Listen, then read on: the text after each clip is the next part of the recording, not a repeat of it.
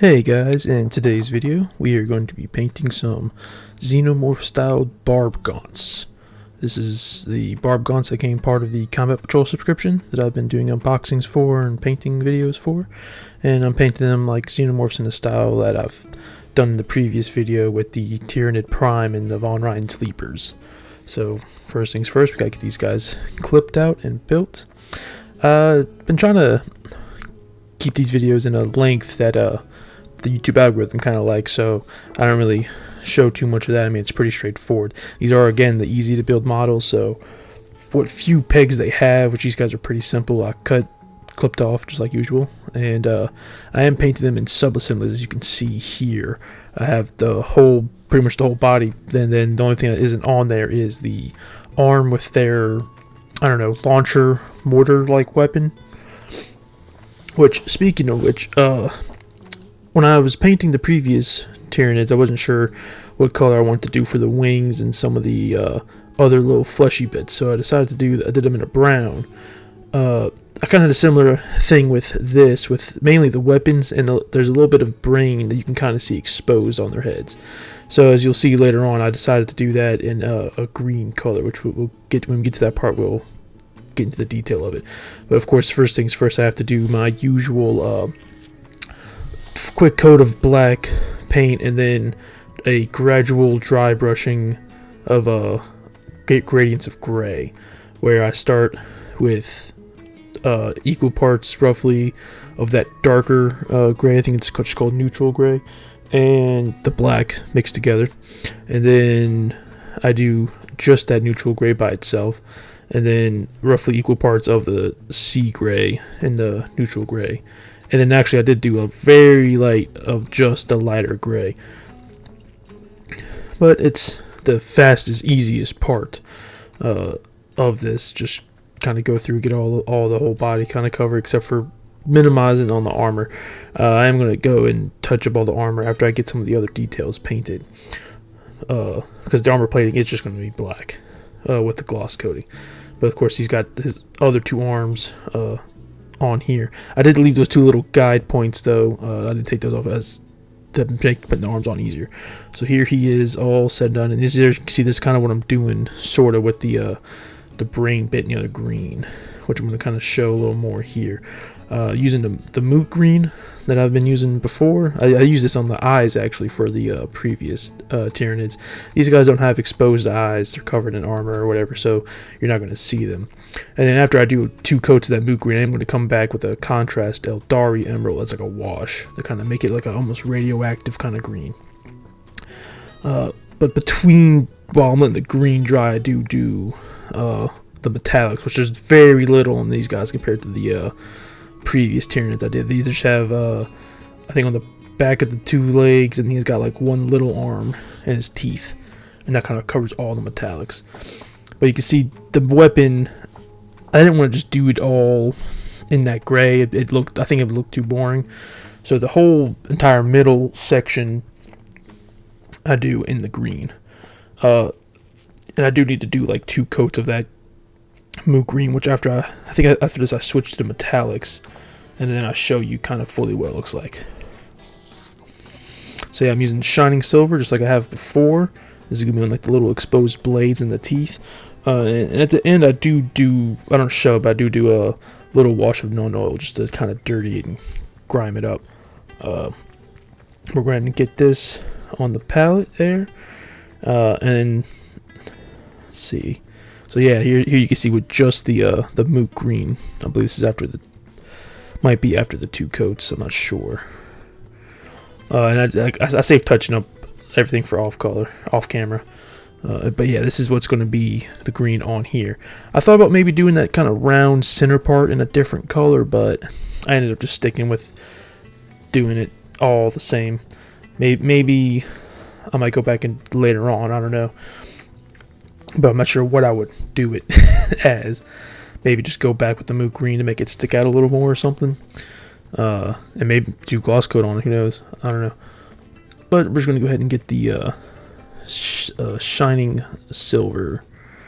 And you see, there's very few of these blades. He's got 2 little on his back legs. He's got that 1 little arm. And then his teeth, and that's covers it for the blades. The other guys had them like 3 or 4 in their arms, their hands were blades. There's all kinds of stuff. So other than having to add another color of the green, these guys were a lot simpler to paint. And the pretty much the same though. They're shorter but bigger. It's weird. The other guys are like real lanky. You'll see them side by side together at the end of the video when I add them to the shelf. If you haven't watched these videos before, I have a nice shelf that I'm arranging all the Combat Patrol miniatures on as they get painted and showing it at the end of every video.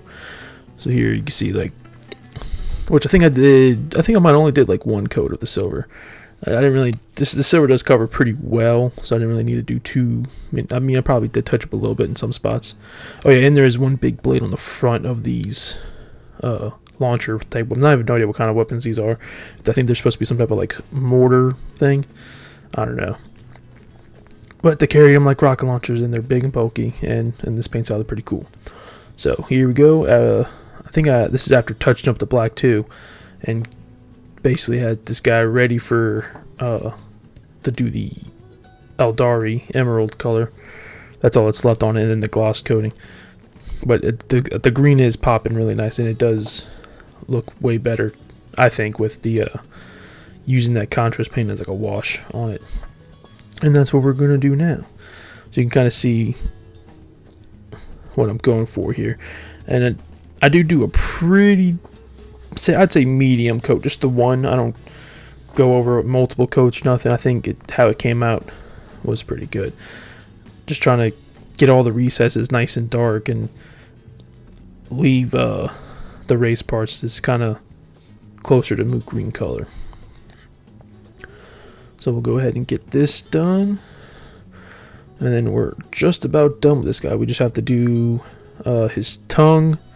I did do a little bit of brown. As you'll see, he's got these like tube kind of things going from his head to the little section of armor with the brains at, just to help bring those together with the other guys I've done, because they have a lot more of the brown. But go ahead and get that done, and here it is. I think it came out really cool. And I was talking with a friend because I wasn't sure about what color to do, and I said I was thinking about doing green. He said go for it because it'll look real nice with the coming off of the black.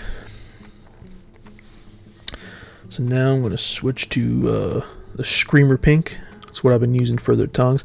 That's the only, I think, really little bit like that. I don't have any other red bits. I thought about maybe doing, there's these like weird little vented kind of spots around them that I thought about maybe doing in that, but it's just another little detail to have to paint. I'm trying to keep most of these Combat Patrol minis simple, so I could do them in a single weekend. Then some of the later models, it'd probably be harder when it gets to the more complicated stuff. But we'll cross that road when we get to it. Hopefully by the complicated stuff I have an airbrush to do at least the first like base coating simply. But I know some of the more detailed stuff, that ain't gonna really help. And of course I'm using the chocolate brown. That's what I use for the other guys. I don't do like a highlight dry brush with the lighter brown, just because it's just one little small area, and I'm going to go over it with Seraphim Sepia at the end after it's all put together. I like to save the washes for the very end. But I just got to get this one bit on, and you kind of see he's got these like tubes coming out the back of his head. I do you'll see it better when I do the close-up after I get it all covered.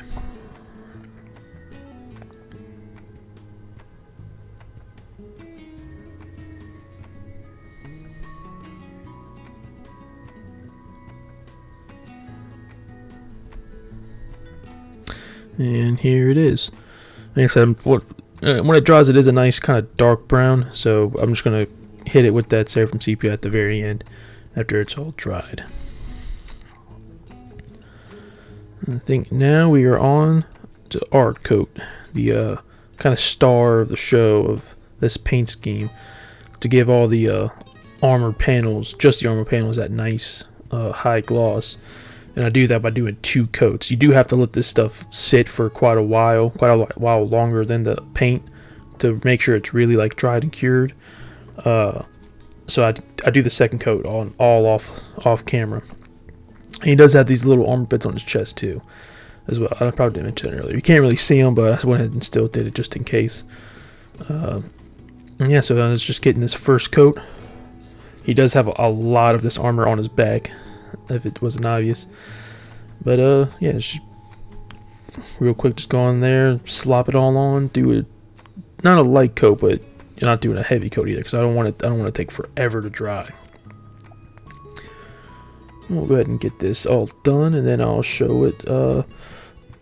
This is after, I believe it's just after the first coat, which it is pretty shiny. Actually, no, this is after, I think both coats. I went ahead and changed the light to kind of give you a better idea of the colors, sort of. This might be, I think this is after both coats. And I'm going to go ahead and get this guy glued together here in a minute, now that he's basically done. All I have left is to do those, I don't think I did the washes yet, and just do a simple mud base that I've been doing for these kind of two armies, the Dark Angels that I've been doing, and Tyranids. I am going to mix that up later with some of the other armies, but for these guys I decided just to keep it simple. And I'm probably later going to add a couple like little rocks or some little more shrubs to them, because I did with the first couple of guys and haven't done it since. But that's just for time's sake and simplicity. And some of these guys kind of cover a lot of area in the center, so it's I just save that stuff for visual interest when there's a big open area. Now just go ahead and get the slop on the base material. It's the same Sterling Battlemire. I always forget what it's called. I just call it Battlefield Mud or something. It's nice, muddy kind of dirt. A little texture paste. But this is going to pretty much finish it up. So I'm going to cut here in a second, show you the final guys. If you enjoyed the video, be sure to like and subscribe, and check out some of the other ones. I'm on my way to 30 subscribers, so that'd be pretty sweet to hit that little milestone. Of course, it'd be nice, really sweet to get to 50 or 100. But you know, we'll see. And here we go. Here's a nice close-up of him, all nice and done. Got the rim nice and blacked out after that sloppy little Battlemire coating. And you can see I got the nun oil on the blades and shit. And yeah, so we'll go ahead and get all these guys up on the shelf. You see their bases are still a little wet because I just finished them. And here they are with all the other guys. Yeah, see, they got the other stuff on the base, so I'll have to do that with everyone else. And I know next I'm getting some Termagants. I'm not sure if I'm getting the Terminators. So we'll see after I get the package in the next couple of days and do the unboxing what will be the next minis. But see you all in the next one.